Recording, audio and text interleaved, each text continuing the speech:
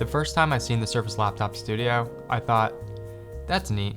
I probably wouldn't have a whole lot of use for that. But after spending the day with it, I've realized that my initial thoughts were wrong. Using it in the laptop mode, it works as well as any other laptop, albeit with a slightly thicker lid.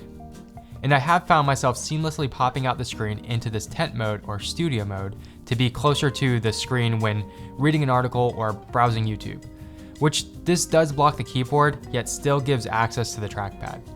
It's a pretty strange combo. I find myself getting confused when interacting with the trackpad when there is no keyboard above it, so I kind of just stick to the touchscreen here. And actually, the first time I popped out the screen, I was surprised to find that there's no tension on this hinge. It's just completely loose. I thought I broke it, and that the screen was going to fall off completely. But now that I know what to expect, it's not a big deal. I haven't spent a ton of time with the folded down tablet mode, but this is obviously best when paired with the Surface Pen 2 for drawing, which magnetically stores and charges under the front lip here. Which these magnets are pretty strong, and it's kind of difficult to pry the pen off, as there's not really a good place to grip the pen. Still, I will likely be using this mode more when working with graphics for this channel, or when working on wireframes and mock-ups for my UX projects.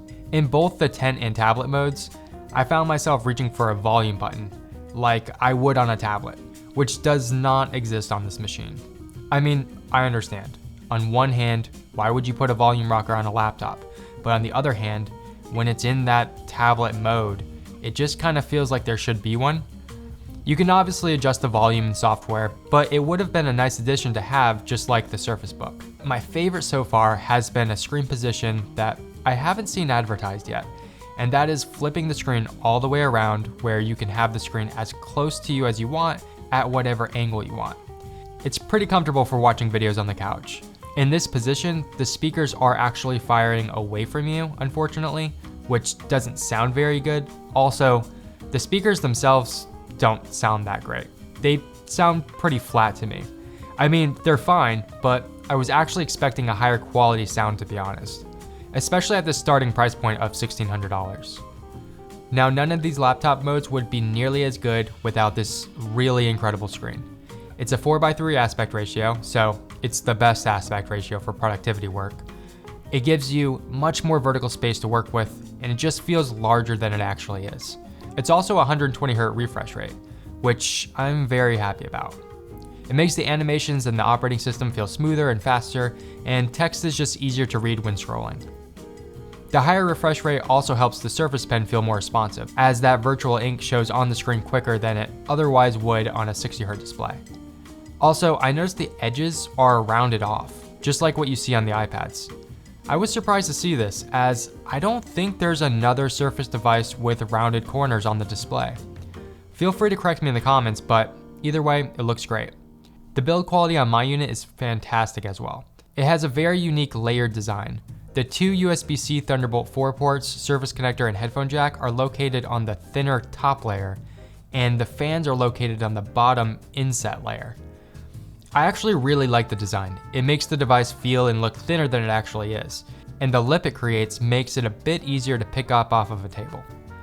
Plus, there are no fan intakes or exhausts on the bottom of the device, meaning you won't block anything when it's sitting on your lap. The magnesium alloy chassis feels very rigid, and I like the softer texture from these materials. It's more comfortable on my wrists when typing, which the typing experience is also great. The keys have a good travel distance and a satisfying tactile bump when they bottom out. They're also very quiet and well spaced. And the trackpad is as good as my MacBook, which Surface laptops have always had good trackpads, but this one feels especially good. It's large, it's smooth and precise. It seems to use something similar to Apple's haptic engine, as it's not a physical click, but a vibration that still has a convincing sense of motion. And you can click anywhere on the trackpad rather than just the bottom like many other PCs. I can't comment on battery life too much at the moment, as I've only had it for a day, but I will say that it did last me the entire day streaming video, browsing the web, and downloading games and various applications. And even though this is nothing new, I love the Surface charger. It's magnetic, low profile, compact, and easy to store away. So my configuration has the i7, 16 gigs of RAM, and a 3050 Ti. With this dedicated graphics card, of course, we gotta fire up some games. So I played a bit of Apex Legends, Horizon, and Shadow of the Tomb Raider, and you know what? It wasn't bad, as long as you're okay with dropping the settings and resolution. I found a good compromise of frame rate to performance on medium settings in the few games I've played. The chassis stays surprisingly comfortable to game on as well.